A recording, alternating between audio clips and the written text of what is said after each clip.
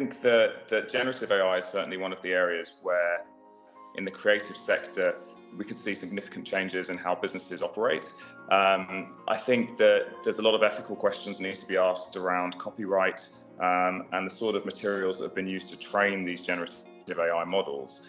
But fundamentally, though there are those challenges, I do think that there are opportunities in the sector to use generative AI to enhance the work of these companies and improve the output of the content. So, for example, in the film industry, there's the potential to use generative AI to create a more sustainable filmmaking environment where you don't necessarily need to send a team around the world to film in a particular location, because generative AI could create that location. So there's lots of different things that this technology can be utilized for, and it's quite an exciting time.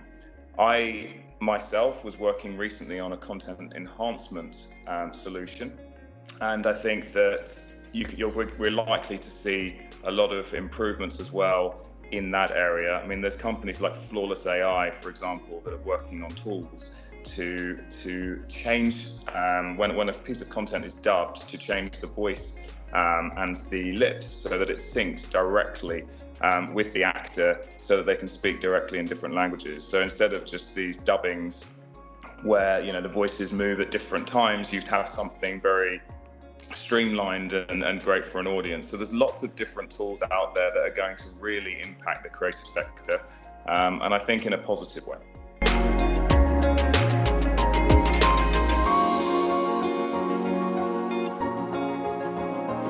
I think it's certainly a risk, and I think it's one we need to be aware of, but that's where it really comes down to responsible AI and how we implement these solutions.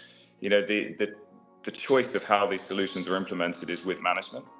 And if you want to, you could reduce significantly the headcount of different companies using these tools. However, the danger of doing that, as with any industry actually, is the fact that these models need to be continuously trained.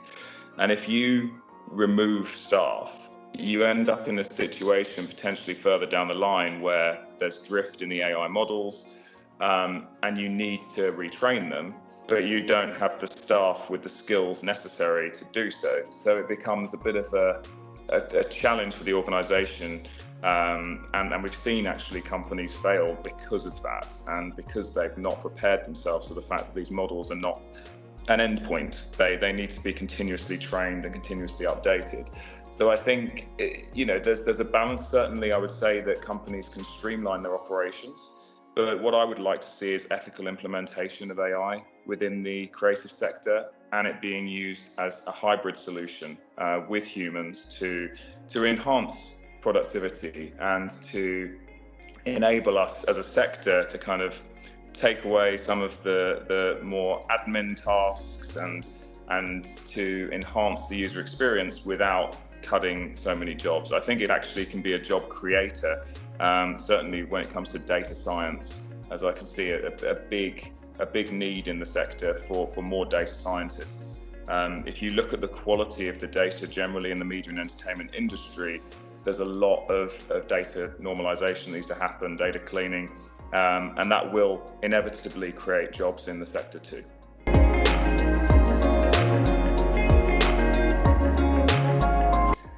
I think that it's a bit of a minefield when it comes to the ethical quandaries, because there are lots of different types, and I'll give you an example. So, for example, one of the projects I was working on recently, which was in video analysis, we encountered a lot of potentially ethical situations where, the AI that we trained on various clips from Hollywood movies would recognize certain issues as being more severe than others, based on the training data set.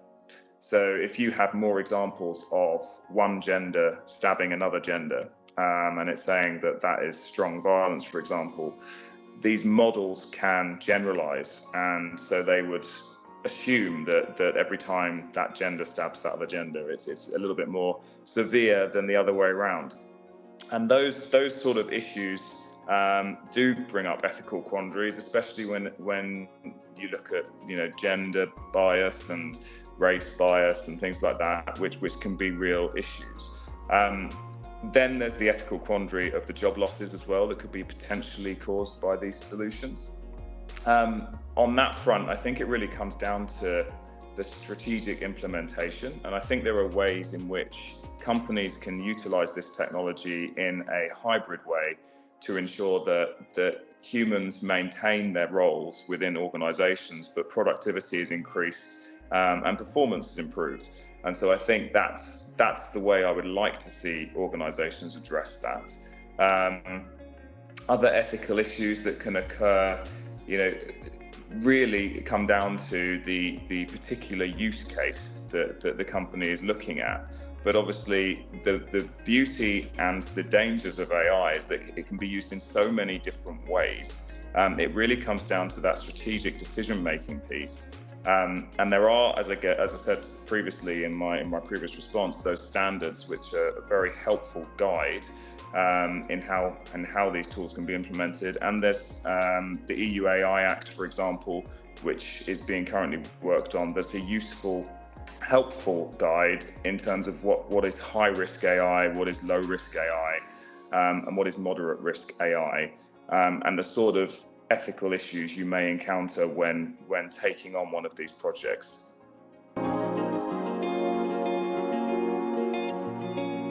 So I think the 5 key ways in which the creative sector are able to use this technology are, first of all, information analysis.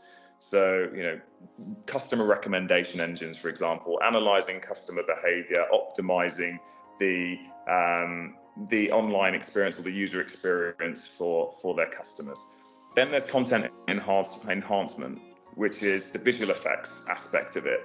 So you've got companies like Flawless AI, for example, working on, instead of dubbed media works, kind of having the lips out of sync, having a technology that actually is able to sync those lips with different languages, so that it's a really smooth viewing experience for the viewer and a better viewing experience. And then there's the extract and enhance aspect, where you're looking at semantic segmentation or image recognition, so recognizing objects or other incidents within media works. So, for example, one of the big projects I was working on recently was developing a multimodal AI solution that could recognize the severity levels of violence within a media work, within a video work. And I think that sort of technology is in its infancy, really, because it relies so heavily on high quality data, and there's a lot of companies investing a lot in data preparation specifically for that use case, to extract more information from video content. And I think that's an area we're going to see significant growth over the coming years. And then you've got data compression. Data compression has been widely used within the media and entertainment sector for a long time. And that's because they have huge media files of films and videos and works. And that AI technology is all about kind of basically reducing the size of the cloud storage capacity they need to store all of this really high quality video content. And then you've got content creation, so the generative AI. And I think the generative AI aspect is one where obviously there's a lot more ethical questions at the moment around the copyrighted materials that have been used to train generative AI models. But on the other hand, I think generative AI really offers the creative sector some really exciting opportunities. Whether you're a marketing firm, whether you're a media and entertainment company, there's so many different possibilities about how this technology could enhance what you do, whether it's promotional material, coming up with different adverts for your content, or whether it's providing, for example, background views. So, for example, instead of having to fly a team halfway around the world, you could use a green screen and generate an AI background for a particular film. So there's so many different use cases with generative AI. I'm really excited to see how that plays out. And also the copyright question, I think, is a fascinating one. And it really comes down to what is creativity? What is creativity? Is it the idea, the very inception of that idea within the human mind that, you know, an AI prompt can capture? Or is it also in the delivery? And if it's in the delivery as well, where does that leave generative AI? Is generative AI creating derivative works of the people whose copyrighted content has been used to train it? Or is it creating brand new works? Because there are arguments on both sides, and I think it's going to be a really interesting conversation for us to continue to have.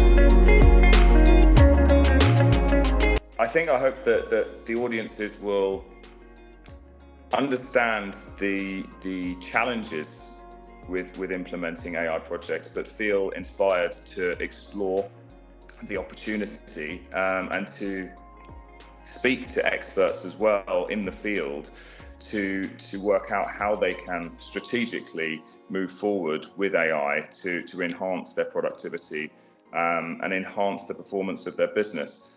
I think there's so many exciting ways that this technology can be implemented in the creative sector, and I hope to inspire people to try it and to explore how it can be ethically and responsibly implemented. So certainly, my experience within the standards sector as well in setting these global standards is a helpful guide for companies, and I hope to, depending on the topic that I'm asked to speak about, I hope that I can provide them with useful information that is digestible for those that are not necessarily experts in AI, and that can be utilized as a way forward for those businesses to try this new technology and enhance their operations.